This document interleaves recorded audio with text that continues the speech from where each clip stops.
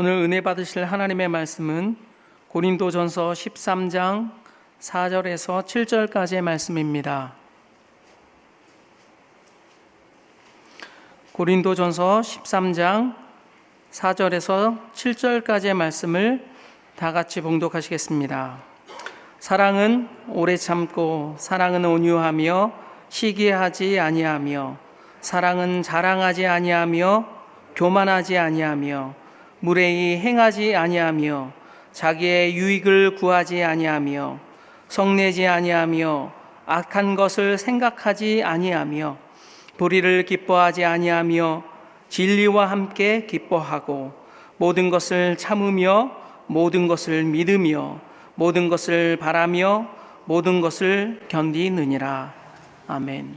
자, 저는 오늘 이 사랑의 15가지 특성에 대해서 말씀을 전하고자 합니다. 여러분들 태양빛이나 이 빛을 이렇게 보면은 그냥 하나의 색깔인 줄 알고 있지만 그래서 프리즘을 통해서 딱 보면은 빨주, 노초, 파란보 7가지 색깔이 쫙 이렇게 펼쳐져 있어요. 사랑도 뭐 하나인 것 같지만 성령의 어떤 프리즘을 통해서 쫙 비춰보니까 오늘 본문 말씀에 15가지 색깔이 쭉 나오게 되어 있습니다. 그 중에서 제일 먼저 첫 번째 색깔이 뭐냐? 오래 참음이다. 사랑은 오래 참음이다. Love is long suffering. 오랫동안 참는 것뿐만 아니라 긴 고통이다 한 뜻이에요. 부모가 자식을 기를 때에는 최소한 한 20년 내지 30년을 참아야 되고 겪어야 되고 아파야 되고 힘들어야 되고 가슴을 쳐야 돼. 나도 30살이 되어서 그때까지도 우리 부모님에게 속을 썩혀드렸는데 33살에 장가를 가고 나서 아이를 키우다 보니까 이 부모의 마음을 정말 조금씩 이제 배워가는 거예요. 아이들한테 화내면 안 되겠다. 걔들도 태어난 것이 무슨 죄라고 처음 겪는 그 일을 통해서 많은 시행착오도 있고 실수도 있고 잘못된 경우도 있을 수 있지 않겠어요. 배워가면서 하는데 넌 이렇게 해서는 안 돼, 저렇게 해야 돼, 미리 야단치고 또 실망해하고 가슴 아파하고 했던 그런 점들을 우리가 철이 나서 뉘우치는 거예요. 이 오래 참음이라는 것은 모든 면에서 이게 다 통용이 되는 것이에요. 특히 대인 관계에 있어서 서로 부딪히다 보면은 반드시 가까운 사람들끼리도 여러분들 고슴도치가 서로 찌르는 상대가 누구냐? 부부 사이예요. 삐죽삐죽한 그런 가시가 돋쳐 있고 가시가 또 그 끝에 가서 미늘이 있어서 한번 탁 박히면은 계속해서 들어가지 빠지지 않는 어떤 그런 아주 무서운 그런 가시가 있는데 어떤 적에게 나를 잡아먹기 위해서 온 적에게도 이 가시가 이게 활용이 되지만 주로 가까이 지내는 부부 사이가 서로 찌르고 서로 상처받는 경우가 훨씬 더 많다는 거예요. 우리 인간은요 고슴도치보다도 더 강력한 가시들이 다 각자 있어요. 두 분이 같이 노래 부를 때는 참 아름답지요. 더 이상 말 안 하겠어요. 다 그런 거예요. 부부가 다. 인간관계가 다 그래요. 저도 내 친구들 가까운 친구들이 있지만 너무 가깝게 있다 보니까 어떨 때는 서로 상처가 될 때가 있어요. 그러면 저는 우리가 너무 한 30년, 40년, 50년 동안 같이 지내고다 보니까 이제는 그게 그럴 수도 있겠어. 쉽게 뽑고 서로 이해하고 그러지만 맨 처음에야 사귈 때 서로 상처와 아픔을 이해하지 못하죠. 너무 힘들어하죠. 자, 남에게 받은 상처 또는 어떨 때는 의도적으로 나에게 손해를 끼치는 그런 경우도 있어요. 이용해 먹겠다고 나를 등치게 또 사기치는 어떤 그런 사람들이 있어요. 그러니까 잘못된 처사로 악행을 당했을 때 견디는 힘, 복수할 수 있는 능력이 있음에도 불구하고 그것을 시행하지 않는 삶. 내가 그 사람에게 힘으로 능히 이기고 제압할 수 있음에도 불구하고 그것을 나를 발전시키는 하나의 도구로 승화시킬 수 있는 힘, 오래 참음. 참 쉽지 않죠. 설교 말씀을 통해서 또는 연구를 통해서 한 인물을 성경에 나와 있는 사람들을 우리가 공부하면서 그들이 용서하는 그런 어떤 그 모습들이 절대로 쉬운 게 아니에요. 어떤 목사님한테 그 후배 목사님이 쫓아가서 목사님 이러이러한 사람이 있는데 어떻게 하면 좋을까요? 그러니까 용서. 그게 무슨 말입니까? 용서를 내가 어떻게 할 줄 모르는데 용서라니 그게 무슨 말입니까? 했더니 용을 써야지 용서가 되는 거지. 그냥 아무렇게나 가만히 있어서 이 용서가 되는 거냐 말이에요. 용은 진짜 용서는요. 용 써야지 용서가 되는 거지 인간의 힘으로 되는 게 아니에요. 참 그만큼 어려워요. 그런데 상처를 자기 발전의 하나의 과정으로 삼을 수 있는 사람으로 바뀌어지는 것이 이게 굉장히 많은 수련이 필요해요. 조정도요 은근히 상처가 많아요. 왜 그래 여러분들? 내가 뭐 이렇게 쉽게 한 줄 알아? 나도 상처 무지하게 잘 받아요. 하지만 그 아픔 때문에 하나님을 더욱 가까이 하다 보면은 누구한테 하소연하거나 뭐 누구한테 뭐 그것을 보복하거나 누구한테 그것을 뭐 등을 치거나 뭐 어떤 그런 것이 아니라 무릎 꿇고서 하나님 앞에 나가서 이 상처를 치료받기 위해 하나님의 도우심을 간구할 때 하나님을 가까이 하면 상처만 치료하는 것이 아니라 나를 성장시켜요. 폭을 넓게 만들어요. 그리고 포용할 수 있는 힘을 주세요.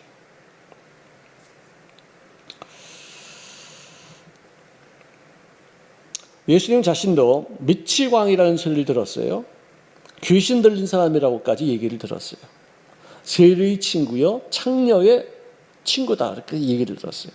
사형받기에 마땅한 자라고 그런 멸시받은 그런 이야기를 많이 들었는데 그걸 견딜 수 있었던 것은 뭐냐? 나에게는 사명이 있다. 인류 구원이라는 대명제를 갖고서 내가 이 땅에 온 이상 내가 십자가에서 못 박혀 죽기로 예정되어 있는 그런 삶일진데 이런 멸시쯤이야 내가 뭘 이렇게 크게 대수로 여길 수 있겠느냐. 목표가 있으니까 자그마한 어떤 상처, 자그마한 어떤 흔들림 여기에 요동치지 않게 되더라고요. 제가 요즘 자주 말씀드리는 것이 뭐냐.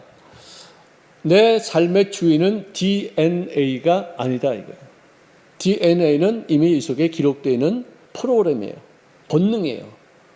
배고프면은 먹어야 되고 또 누가 오랫동안 만나지 않았으면 보고 싶은 마음 이런 게 이게 본능이에요. 그죠? 누가 때리면은 쥐어받고 싶은 마음 이게 또 본능이에요. 근데 예수 믿고 나면은 하나님이 내 마음속에 주인이 되어 주시고 성경 말씀이 내 마음에 영향력을 미친 바 되어져서 외부에서부터 오는 어떤 새로운 힘이 나를 주도해 나가기 때문에 내 DNA대로 행동하지 않게 될 수 있는 기회가 되어진다는 거예요. 나는 주먹으로 패고 싶은데 하나님의 말씀은 왼뺨까지 돌려달라까지 하거든. 내가 진짜로 오른뺨 맞고 왼뺨 돌려드리는 쉽지 않겠지만 그 정도의 마음가짐을 가져라 이거예요. 여러분들 이게 내가 여기서 오른쪽 보통 오른손잡이가 사람을 때리면은 왼뺨에 맞아요. 근데 성경에는 오른뺨을 맞거든 왼뺨까지 돌려드려요. 그러면 오른손잡이가 왼뺨을 치려면은 이렇게 치는 게 아니라 아니다. 오른뺨을 치려면은 이렇게 치는 게 아니라 이렇게 해서 이렇게 쳐야지 이 오른뺨에 맞아요. 그죠? 오른뺨 맞죠. 상대편은 오른뺨 맞죠.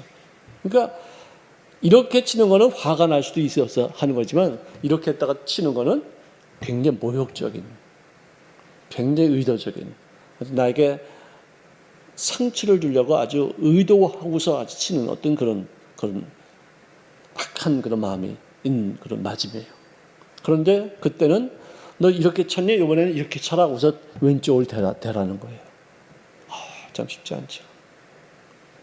그런데 악을 악으로 갚으니까 나도 해봤어요.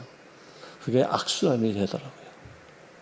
악을 내가 당했어도 그걸 선으로 갚으면은 그게 선한 순환으로 바뀌어지고 그 사람을 통해서 나에게 더 많은 덕을 얻을 수 있게 되는 경우가 많다는 거예요. 쉽지 않죠. 감정에 앞서기 때문에. 사람은 이성적인 동물이 아니에요. 감정적인 동물이에요. 아니 네 말은 맞아. 네 말은 맞으니까 그렇게 해야 돼. 근데 나 기분 나빠. 이래요. 그러니까 기왕 우리가 똑같은 말을 하더라도 내가 틀린 말 했어. 내 말은 다 맞는 말이야. 나는 유익한 말만 해. 난 이런 어떤 비굴하게 뭐 나쁜 말 안 해. 난 내 말 틀렸어? 이렇게 하고서 사람 기분 나쁘게 말하지 말고 틀린 말 같은데도 기분 좋게 기분 좋다고 소고기 사 먹겠지? 이게 사람에게 듣기 좋게 부드럽게 그리고 예화를 써가면서 알아듣기 쉽게 나도 마음이 상하고 지금 기분이 나쁘지만 둘러대면서 좋게 이렇게 말해주면은 그 사람이 상대편이 나에 대해서 달리 생각하게 되어지고 그게 선순환으로 바뀌어지는 것이 훈련해야 돼요. 우리 인생은 그렇게 돼 있지 않기 때문에 내가 오른뺨을 맞으면은 주먹으로 그 사람은 왼뺨을 갖다가 수없이 때리고 싶은 게 그만이에요. 이빨 하나를 누가 네 이빨 하나를 뺐냐? 그 사람 하나 빼고 싶지 않아요. 성경에는 하나만 빼래. 네? 나는 그 사람 이빨 앞니빨을 다 왕창 뽑고 싶어요. 그게 인간의 본능이에요. 복수심이 있어야 돼. 근데 성경 말씀에는 하나 뽑혔냐? 하나만 뽑아라요. 이는 이로, 이 눈은 눈으로. 그렇게 하는데 그게 나쁜 것 같지만 인간의 본성에 비하면 정당한 거예요. 근데 예수님은 그걸 뛰어넘어서 원수를 사랑하라. 네가 이빨 하나 뽑혔냐? 그럼 그 사람이 이빨 그 뭐라 그러죠? 그 여기다 해주는 걸 뭐라 그러죠? 다들 마스크를 써가지고 말들을 안 하시는 거예요. 예?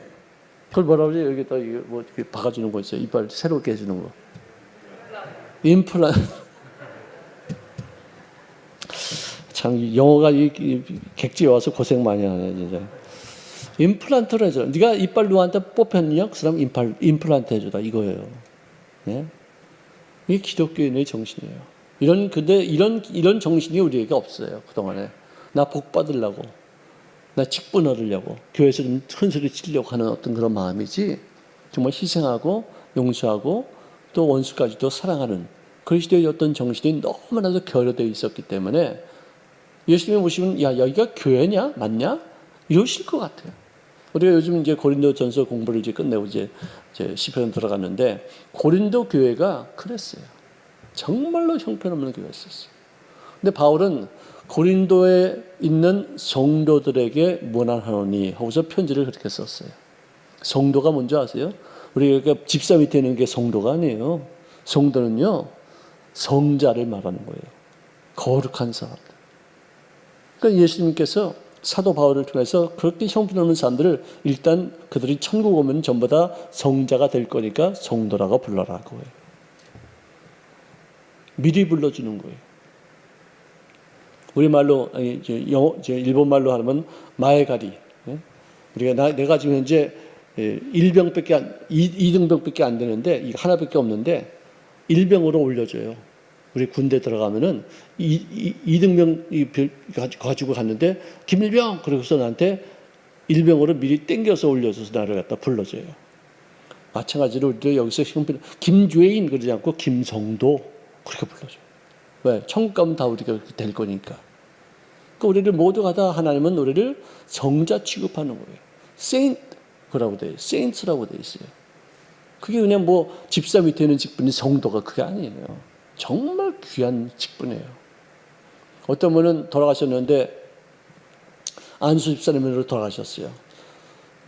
그러면서 이분을 우리 아버님인데 안수 집사님이지만 돌아가셨으니까 장로님으로 이렇게 붙여줄 수 없겠냐고. 우리 장로보다 높은 게 뭔지 아세요? 천국 가면요, 성도예요. 주회장보다 높은 게 누군지 아세요? 성도예요. 그래요. 여기서는요, 뭐 성도님들이 뭐 심부름에 나오고 뭐 밑에서 이렇게 그렇게 그게 잘못된 관념이죠. 어쨌든 예수님께서는 그 엄청난 시련과 역경과 슬픔과 또 배척당하고 모욕을 당해서도 자기에게 맡겨준 사명이 있기 때문에 그것을 이루기 위해서 끝까지 말씀과 성령의 능력으로 견디시고 참고 극복하셨다는 것입니다. 자, 두 번째 이 프리즘을 통해서 나타난 사랑의 색깔은 온유, kindness라고 해요. kindness, 친절합니다. 부드러움이다. 따뜻합니다. 이 온자, 따뜻한 온자에다가 부드러울 유자예요. 유도할 때 유자가 바로 그 유자예요. 이 온유함이라는 것은 많은 오래 참음을 통해서 생기는 성향이에요. 오래 참는 것은 내가 낑낑거리고 참는 것이고요. 그다음에 온유는 낑낑거리지 않아도 자동적으로 참는 거예요. 훈련을 통해서 오는 거예요. 이거를 온유라는 단어가 헬라어로 프라우스라는 단어인데요. 그 단어는 뭐냐면은 정상으로 회복되는 것을 말해줘요. 정상으로 회복되어지는 것. 내가 열이 막 오르는데 해열제를 먹었더니 온도가 다 떨어졌어요.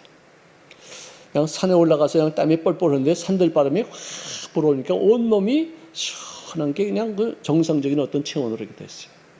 그다음에 아주 거친 그런 강아지를 잘 훈련시켜 가지고 부드럽고 온유하고 아주 착한 그런 개로 이렇게 훈련을 시키는 것.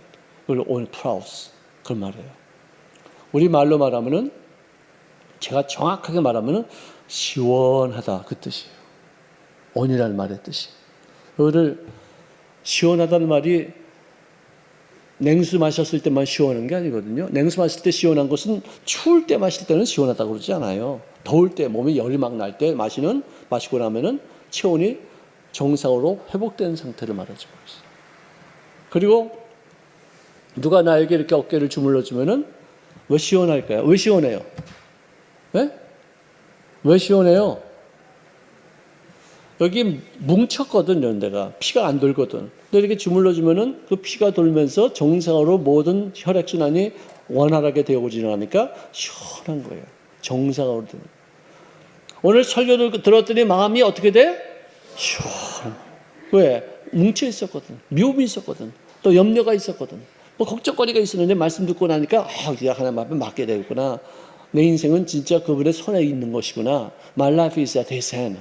그분의 손, 내 생애는 그분의 손에 있어. 그러면 나 그러면 이렇게 맡기면 되고. 그래서 마음이 시원해지는 거예요. 또 시원하다는 것도 이 안경도 눈이 침침했는데 안경을 딱 새로 해가지고 딱 꼈더니 눈이 어떻게 돼? 시원해. 길이 막 덜덜덜덜덜덜덜 막 이러다가 신장로가 딱 뚫리고 나면 길이 어떠죠? 길이 시원하게 뚫리는 거예요. 이게 순환되는 걸 말하는 거예요. 목욕탕에 들어가가지고 뜨거운 물에 그가 푹 들어가면서 시원하다, 시원하다 이러잖아요, 할아버지들. 네? 온몸이 이렇게 묵직하고 그냥 이렇게 피곤했는데 그 뜨거운 것이 우리 몸을 갖다 풀어주면서 근육을 이완시키니까 시원하게 느끼는 거예요.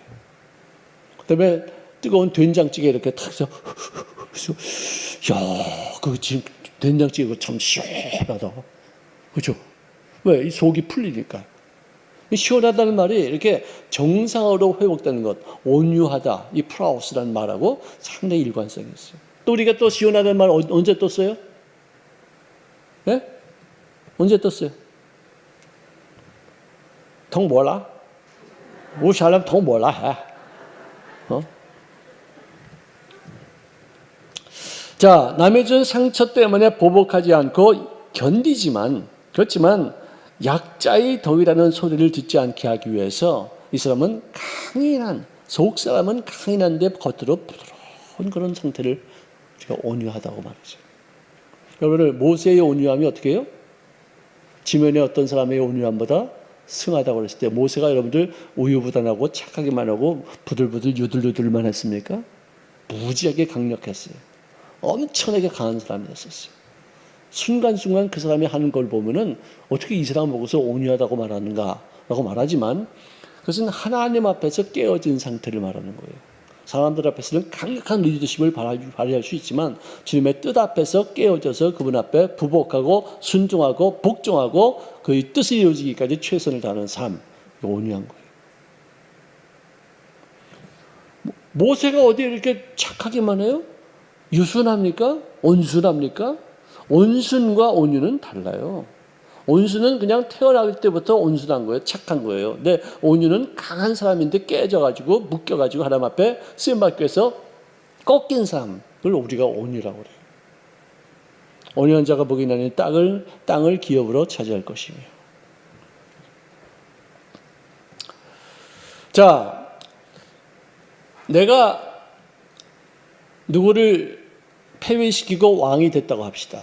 그러면은 그때 당시에 지금 우리 한국도 마찬가지지만 이런 뭐 왕에게 대적할 수 있을 만큼의 어떤 그런 조건을 갖춘 사람이 있다면은 그 사람은 3대를 다 멸합니다.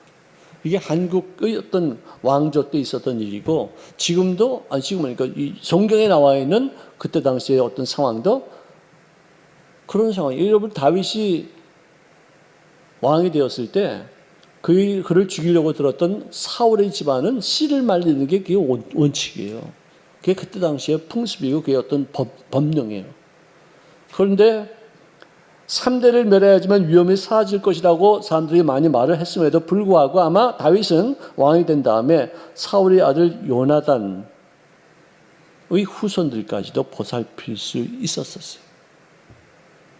그럴 수 있었던 것은 뭐냐? 그가 너무 막강하게 강한 모습이었기 때문에 그래요. 뭐 대등한 상황이라면 죽여야 되겠죠. 하지만 너무 월등하게 강하니까 이게 온유함이에요.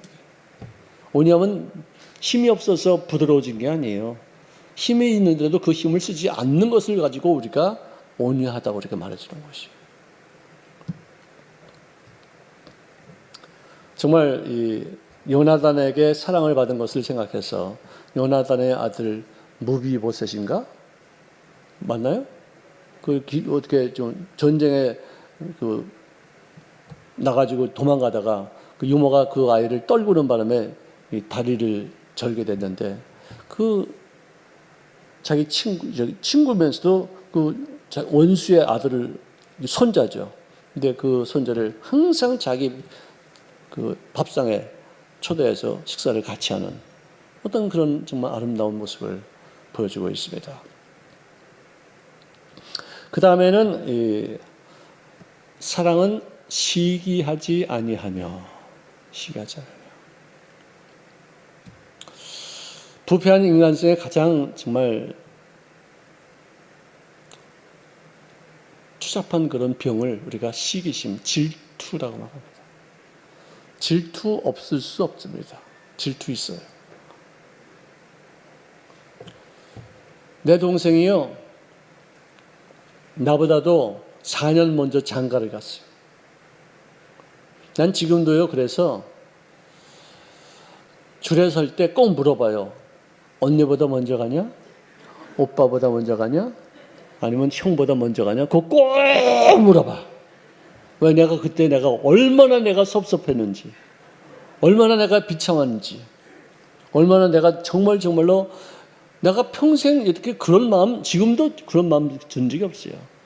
허전하고 내 자신이 너무나도 바보 같고 너무나도 어리석고 내 동생이 이렇게 장가를 갔는데 너는 지금 뭐하고 이 차빠졌냐 이 멍청한 놈아. 예? 걔는 미국까지 가가지고 말이지 마누라하고 같이 갔어요. 미국에 같은 과에 있었던 사람인데.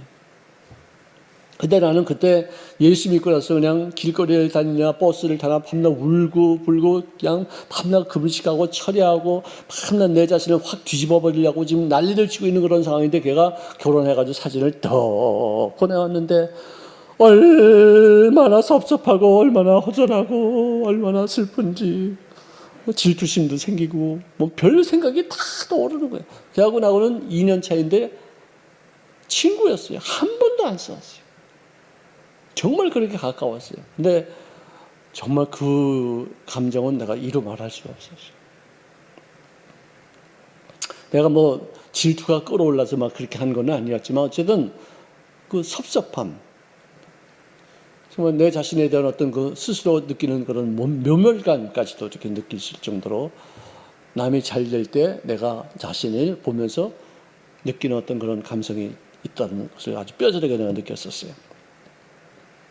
그래서 내가 내 조카 중에 하나가 또 형보다 먼저 결혼해서 뭐라 그러나 속도 위반을 해가지고 말이지. 우리 집안도 별게 다 있어요. 이건. 그래서 내가 걔 불러놓고 너 새끼 까불지만 너 형 지금 왔다 갔다 하고 너 도와주려고 이렇게 뭐 주보도 나눠주고 말이지 왔다 갔다 이러고 그러지만 쟤 지금 속이 썩어 있는 줄 뻔히 알고 있어 너희들.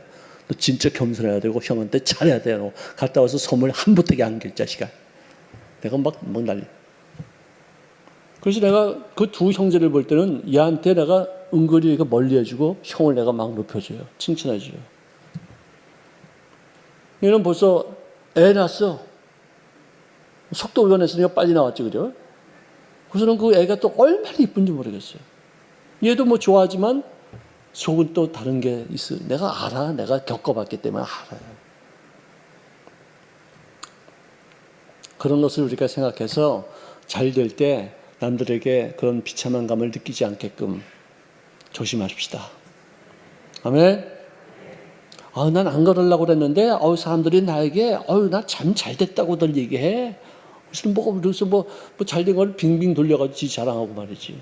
그러면 그 듣는 사람은 축하해 뭐 그러지만 속으로는 얼마나 비참함을 느껴요. 물론 어떤 것을 통해서 자기의 어떤 실력을 좀 분발하고 또 축하할 수 있는 어떤 그런 기회가 될 수도 있을지 모르겠지만, 그러나 그런 부분을 배려할 수 있는 그런 마음가짐이 필요하다는 생각입니다. 남의 성공을 보고서, 남이 부여한 것을 보고서, 남이 명예를 찾고 행복한 것을 보고서 끌어오르는 어떤 그런 질투심이 있다면은 그것은 병적으로까지 가는 것이죠. 그건 병이에요. 내가 이렇게 섭섭히 여기고 뭐 그런 것까지는 그거는 그런 대로 용납이 되고 남들에게 그렇게 하지 말아야 되겠지만, 남들이 잘 되는 꼴을 보지 못하는 그런 인생들, 그걸 보고서 그 사람을 죽여야 되겠다는 마음을 먹는 어떤 그런 마음 사람도 있어요.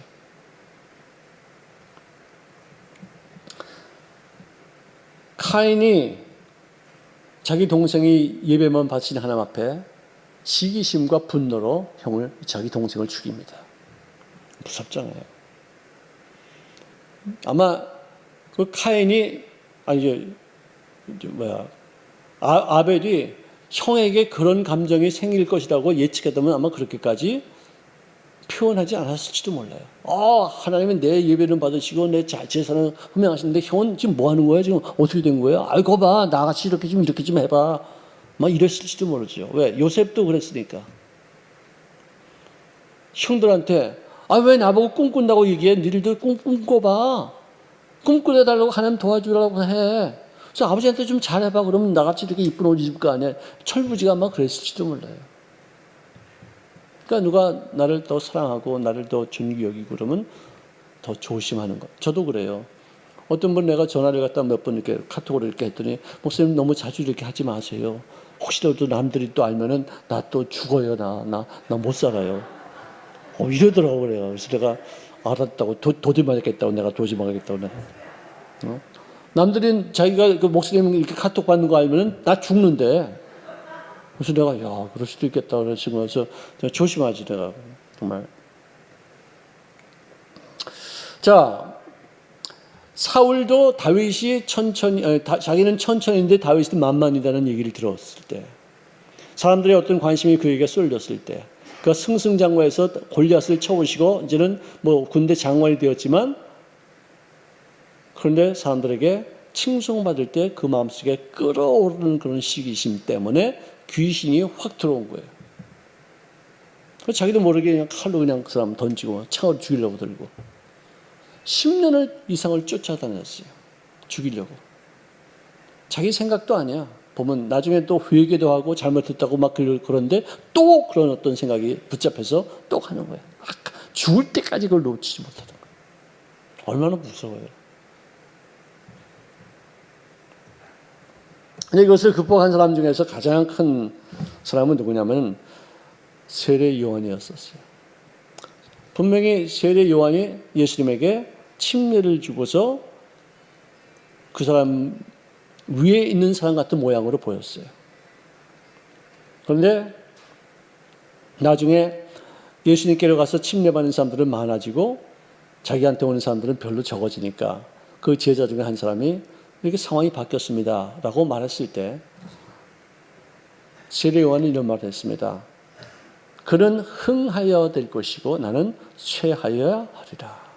나는 그 사람의 이 신들매를 풀기에도 감당치 못할 만큼 그는 위대한 사람. 나는 너에게 물로 세례를 주지만 그러면 불과 성령으로 세례를 주시는 것이다.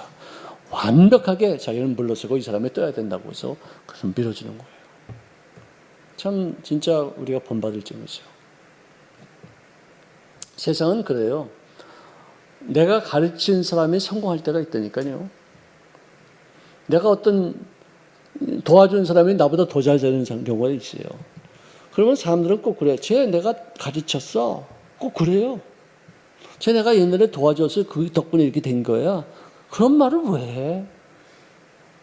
참 진짜 그 사람 좀 훌륭하다고 이렇게 칭찬해주고 누구든지 이렇게 참 그 사람 우리가 위해서 도와주자고 기도해주자 이렇게 하고서 더 정말 잘 되게끔 이렇게 해줘야 되는데 꼭 자기가 그 사이에 끼어서 영광을 얻으려고 절대로 그 사람 높아지지 않아요.